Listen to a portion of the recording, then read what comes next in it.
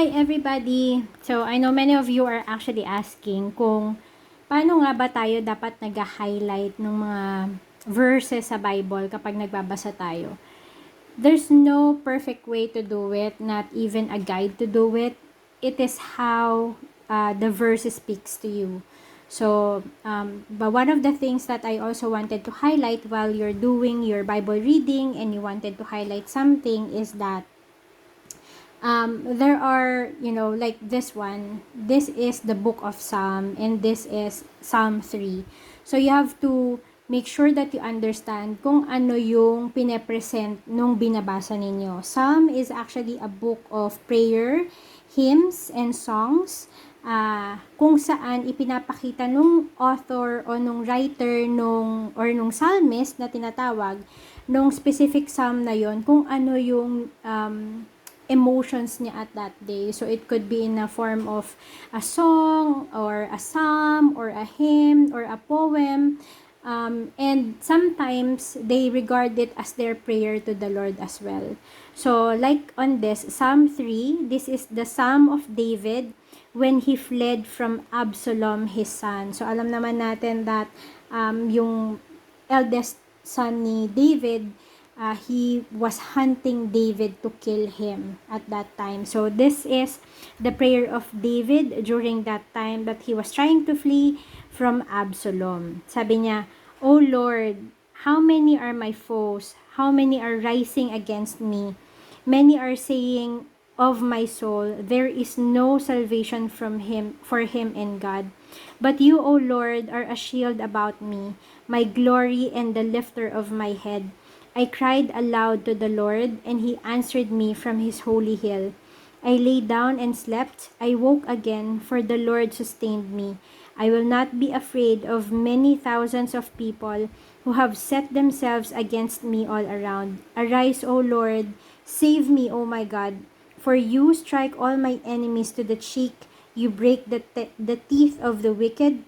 Salvation belongs to the Lord. Your blessing be on your people." So, eto, it's like, David is actually praying to the Lord and praising Him for sustaining him. So, if I will do this as my devotion for today, I will do this as my devotion as if I am praying the same thing to the Lord, if I can relate to David, right? So, startan natin yung verses 1 and 2. O Lord, how many are my foes? Many are rising against me. Many are saying of my soul, there is no salvation for him in God. And then on verses 3 and 4, but you, O Lord, are a shield about me. Para sa akin, ang i-highlight ko dito is this, because I wanted to remember this. Right? Because for me, the Lord is also my shield, and I believe that He will always protect me against anything, everything, or anyone na may bad intentions towards me. And then, my glory and the lifter of my head. So, pinipraise niya si God kung paano siya sa buhay ni David. I cried aloud to the Lord. He answered me from His holy hill. And to me, eto rin. He answered me.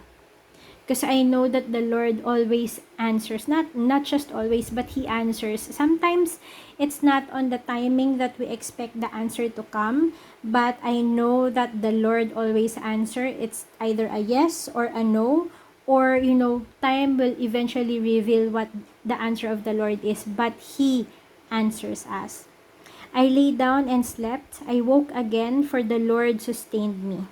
Okay.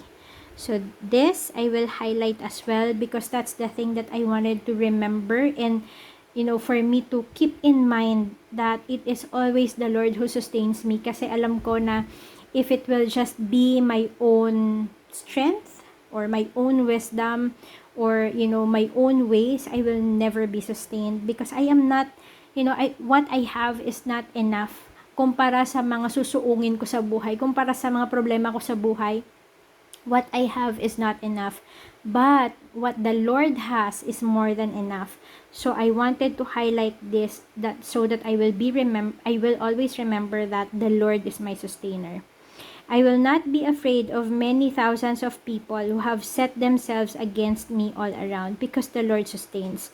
So, the Lord sustained me, I will not be afraid. Those two phrases I will highlight because those two stands out the most on what I wanted to be reminded of. Arise, O Lord, save me, O my God, for you strike all my enemies on the cheek, you break the teeth of the wicked. Salvation belongs to the Lord. And of course, this I will highlight as well because we know that your blessing be on your people. Yes.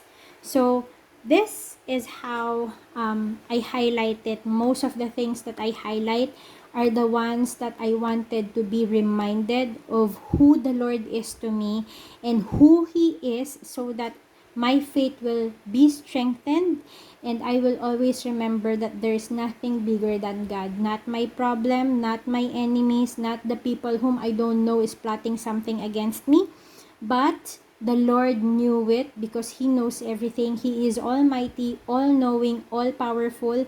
That's why I will never be afraid. So hopefully this gives you some insight, and next time I will go through with you kung ano naman yung takeaway ko based on this psalm. So have a blessed day everybody. Keep safe. Bye-bye.